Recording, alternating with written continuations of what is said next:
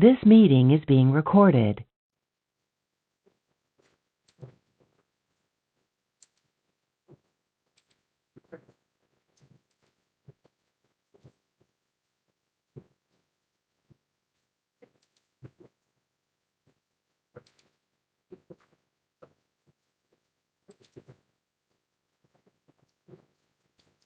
कृपा वार्ता कार्यक्रम का स्वागत। आज का बाइबल पठन भजन संहिता भजन 10।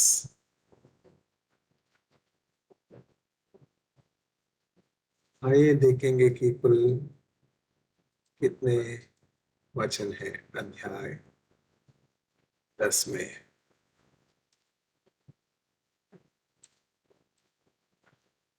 14, 15, 18 कुल 18 वचन है। समय तो केवल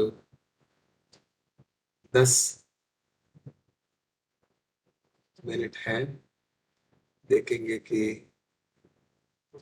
कितना जल्दी हम सीख सकेंगे। भजन संहिता भजन 10। हे यहोवा, तू इतनी दूर क्यों खड़ा रहता है कि संकट में पड़े लोग तुझे नहीं देख पाते। अहंकारी दुष्ट जन दुर्बल को दुख देते हैं। वे अपने षड्यंत्रों को रचते रहते हैं। दुष्ट जन उन वस्तुओं पर गर्व करते हैं जिनकी उन्हें अभिलाषा है, और लालची जन परमेश्वर को कोसते हैं। इस प्रकार दुष्ट दर्शाते हैं कि वे यहोवा से घृणा करते हैं।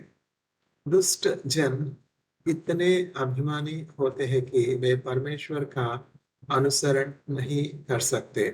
वे बुरी बुरी योजनाएं रचते हैं। वे ऐसे कर्म करते हैं जैसे परमेश्वर का कोई अस्तित्व ही नहीं। दुष्ट जन सदा ही कुटिल कर्म करते हैं। वे परमेश्वर की विवेकपूर्ण व्यवस्था और शिक्षाओं पर ध्यान नहीं देते। हे परमेश्वर, तेरे सभी शत्रु तेरे उपदेशों की उपेक्षा करते हैं। वे सोचते हैं जैसे कोई बुरी बात उनके साथ नहीं घटेगी। वे कहा करते हैं, हम मौत से रहेंगे और कभी भी दंडित नहीं होंगे। ऐसे दुष्ट का मुख सदा शाप देता रहता है। वे दूसरे जनों की निंदा करते हैं और काम में लाने को सदैव बुरी बुरी योजनाएं रचते रहते हैं। ऐसे लोग गुप्त स्थानों में छिपे रहते हैं और लोगों को फंसाने की प्रतीक्षा करते हैं। वे लोगों को हानि पहुंचाने के लिए छिपे रहते हैं और निरपराधी लोगों की हत्या करते हैं। दुष्ट जन सिंह के समान होते हैं जो उन पशुओं को पकड़ने की घात में रहते हैं जिन्हें वे खा जाएंगे। दुष्ट जन दीन जनों पर प्रहार करते हैं। उनके बनाए गए जाल में असहाय दीन फंस जाते हैं। दुष्ट जन बार बार दीन पर घात करता और उन्हें दुख देता है। अतः दीन जन सोचने लगते हैं, परमेश्वर ने हमको बुला ही दिया है। हमसे तो परमेश्वर सदा सदा के लिए दूर हो गया है। जो कुछ भी हमारे साथ घट रहा उससे परमेश्वर ने दृष्टि फिरा ली है। हे यहोवा, उठ और कुछ तो कर। हे परमेश्वर, ऐसे दुष्ट जनों को दंड दे और इन दीन दुखियों को मत बिसरा। दुष्ट जन क्यों परमेश्वर के विरुद्ध होते हैं? क्योंकि वे सोचते हैं कि परमेश्वर उन्हें कभी नहीं दंडित करेगा। हे यहोवा, तो निश्चय ही उन बातों को देखता है जो क्रूर और बुरी है, जिनको दुर्जन क्या करते हैं। इन बातों को देख और कुछ तो कर। दुखों से गिरे लोग सहायता मांगने तेरे पास आते हैं। हे यहोवा, केवल तू ही अनाथ बच्चों का सहायक है, अतः उनकी रक्षा कर। हे यहोवा, दुष्ट जनों को तो नष्ट कर दे, तो उन्हें अपनी धरती से ढकेल बाहर कर। हे यहोवा, दीन दुखी लोग जो चाहते हैं वह तूने सुन ली। उनकी प्रार्थनाएं सुन और उन्हें पूरा कर जिनको वे मांगते हैं।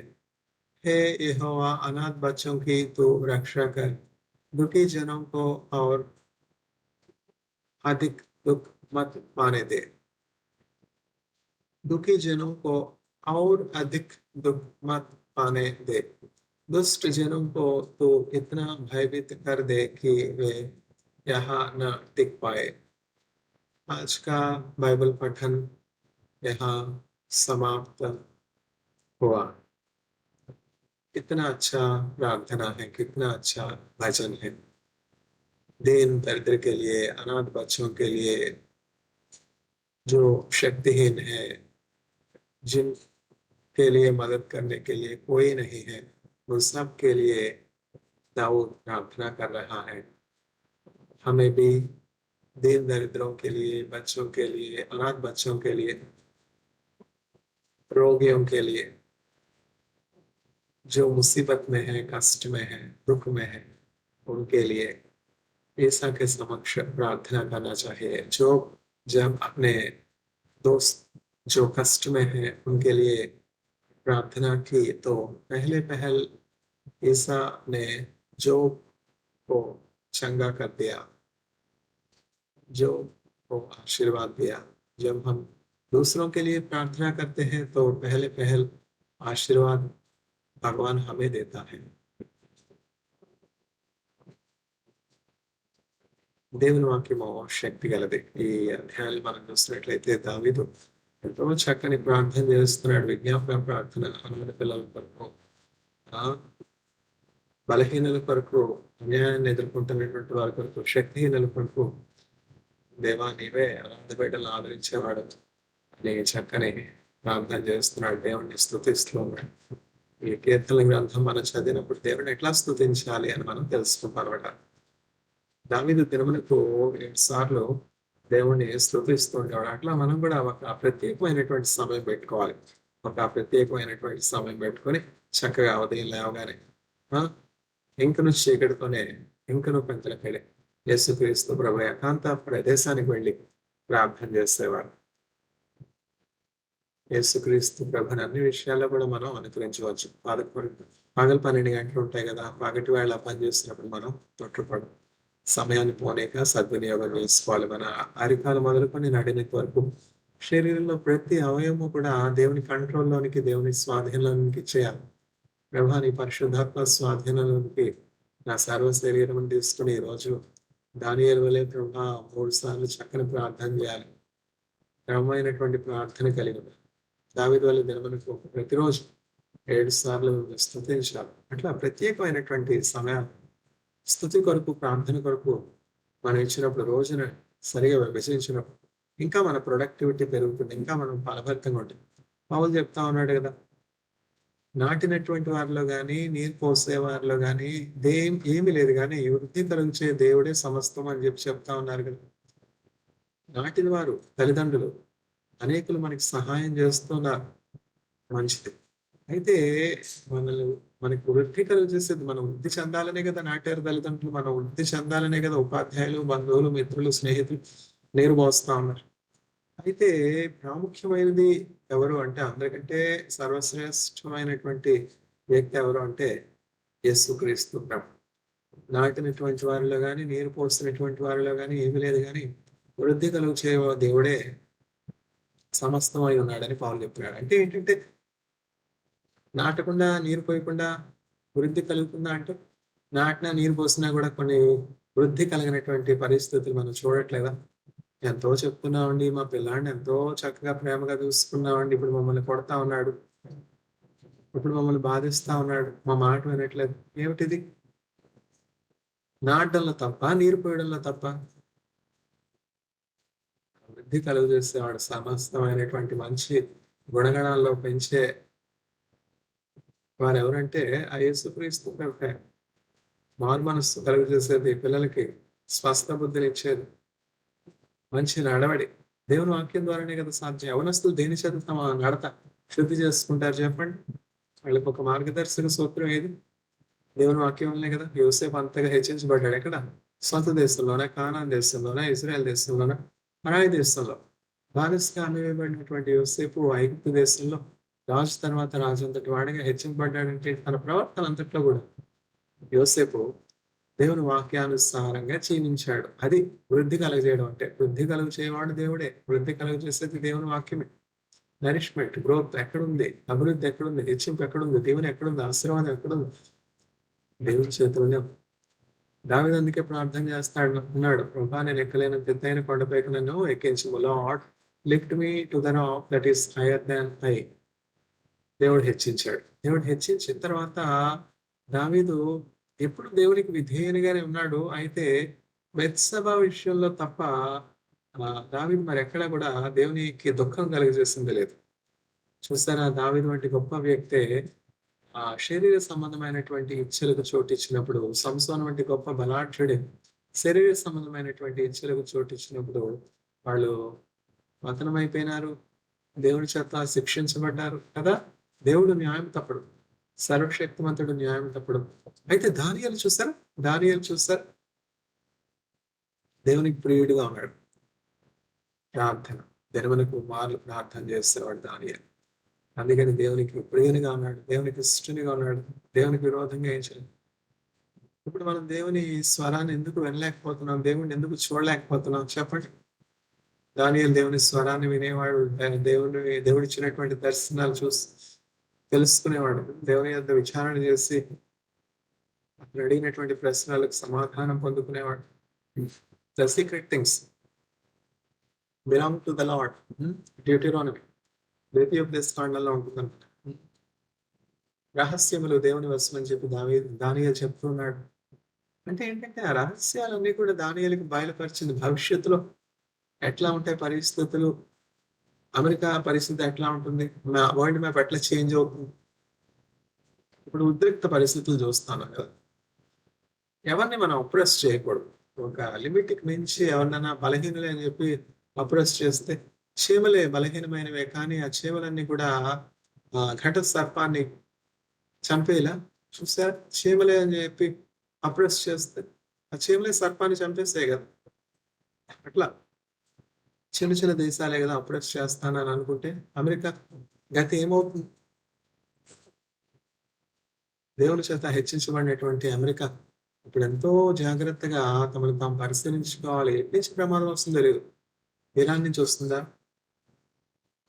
తర్వాత నార్త్ కొరియా నుంచి వస్తుందా? రష్యా నుంచి వస్తుంది. చుట్టూ శత్రువులు ఎందుకని? చుట్టూ శత్రువులు ఏమన్నా ఇజ్రాయెల్ లాగా మొసాద్ ఏమన్నా ఉందా అమెరికాకి? ఏమైనా సీక్రెట్ ఏజెన్సీ ఉందా?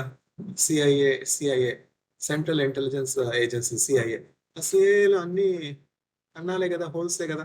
సిఐఏలో ఎవరైనా సిన్సియర్ పర్సన్ ఉన్నారా? నేషనాలిటీ ఫీలింగ్ ఉన్నటువంటి వారు ఉన్నారా? సంకరమే కదా. Half Russian, half American, half Korean, half American, half American, half Chinese.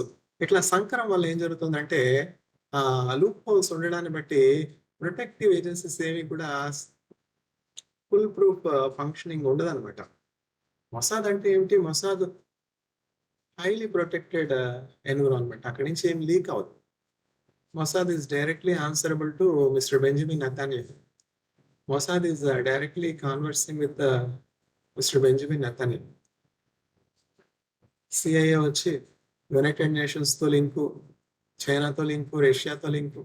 ఉదాహరణలు అంతే. సెంట్రల్ ఇంటెలిజెన్స్ ఏజెన్సీయే కాదు. ఇంకా అదర్ ఇన్వెస్టిగేటివ్ ఏజెన్సీస్ అన్నీ అట్లనే ఉన్నాయి పరిస్థితి. అందువల్ల ఎక్కడి నుంచి బాంబింగ్స్ వస్తాయి? ఎక్కడి నుంచి మిసైల్స్ వస్తాయి? ఎక్కడి నుంచి న్యూయార్క్ ఎఫెక్ట్ అవుతుంది? ఎక్కడి నుంచి లాస్ ఏంజెల్స్ ఎఫెక్ట్ అవుతుంది? ఎక్కడి నుంచి వాషింగ్టన్ డీసీ వైట్ హౌస్ అపాయాన్ని ఎదుర్కొంటుంది? ఏమన్నా నాలెడ్జ్ ఉందా? మొసాద్ ఉంది. మొసాద్ ఎందుకు చెప్తుంది వాషింగ్టన్‌కి?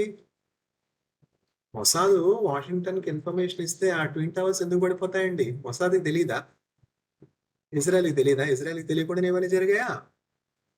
అందువల్ల సంకరం అక్కడ ఏర్పడింది కదా! సంకరం అంటే నేననేది ఏంటంటే, జీవగల దేవుడిని విడిచిపెట్టేసి అటు ఇటు ఊగుతూ ఉన్నారు వాళ్ళు. అటు ఇటు ఊగుతున్నారు.